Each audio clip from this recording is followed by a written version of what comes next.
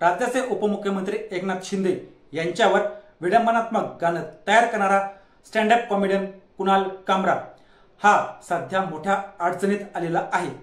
यामुळे त्याच्या शोसाठी जे प्रेक्षक हजर होत होते ते सुद्धा आता कुणाल कामरा याच्यासोबत अडचणीत येण्याची शक्यता आहे।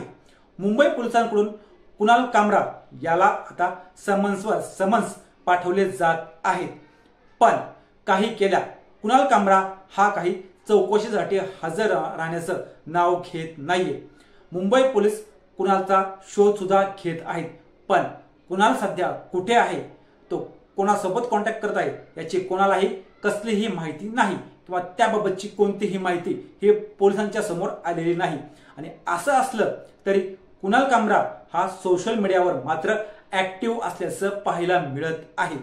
सोशल मीडियावरून कुणाल हा आपल्या अनेक पोस्ट शेअर करत आहे।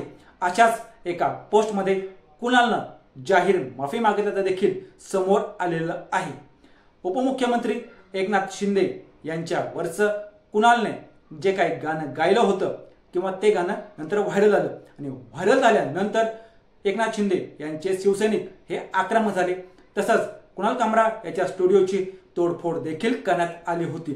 त्यानंतर एकनाथ शिंदे यांच्या शिवसैनिकांनी कुणाल कामरा याला माफी मागण्यासाठी अल्टिमेटम सुद्धा दिलं होतं, पण कुणालनं आतापर्यंत काही केला माफी मागितलेली नाहीये।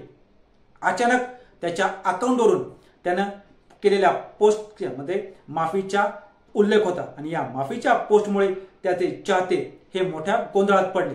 पण हा गोंधळ जर संपूर्ण पोस्ट वाचली की लगेच दूर होतो। कुणालनं नेमकी कोणाची माफी आणि का मागितली जाणून घेऊ या व्हिडिओच्या माध्यमातून।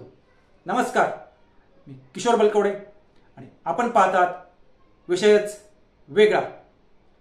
कुणाल कामरा याच्या शोला जे प्रेक्षक हजर असतात किंवा ज्या प्रेक्षकांनी हजेरी लावली होती त्यांना आता मुंबई पोलिसांनी कलम 179 अंतर्गत नोटीस बजावलेली आहे। मीडिया रिपोर्टनुसार यामध्ये मुंबईतील एका बँकरचा देखील समावेश आहे। हा बँकर सुट्टीसाठी राज्याबाहेर होता, पण मुंबई पोलिसांचं त्याला समन्स मिळताच तो तातडीनं त्याची जी काही ट्रिप होती ती ट्रिप सोडून मुंबईत परत आला। त्यामुळे वादात अडकलेला कुणाल कामराने यानं बुधवारी एक नवं ट्विट केलं। कुणालनं आपल्या ट्विटमध्ये असं लिहिलेलं आहे की माझा शो अटेंड केल्यानंतर तुम्हा प्रेक्षकांना झालेल्या कोणत्याही गैरसोयीबद्दल मी मनापासून माफी मागतो। कृपया मला मेल करा जेणेकरून मी तुमच्यासाठी वेकेशन प्लॅन करू शकेल। देशभरात तुम्ही जिथे कुठं फिरायचं प्लॅन असेल तिथे मी तुमच्या सोबत येईल। ज्या बँकरसाठी कुणालनं ही पोस्ट लिहिली तो बँकर अलीकडेच तमिळनाडू आणि केरळला फिरायला गेलेला होता आणि या सगळ्या घटना घडल्या। या दरम्यान पोलिसांनी त्याला नोटीस पाठवली, तेव्हा त्याला या प्रकरणात साक्ष देण्यासाठी मुंबईला अगदी तातडीनं परत यावं लागलं होतं। आता कुणाल कामरा यानं त्याच्या ट्विटमध्ये त्याच बँकरची माफी मागितलेली आहे आणि त्याच्या ट्रिपचं पुन्हा आयोजन करण्याबद्दल देखील बोललेलं आहे।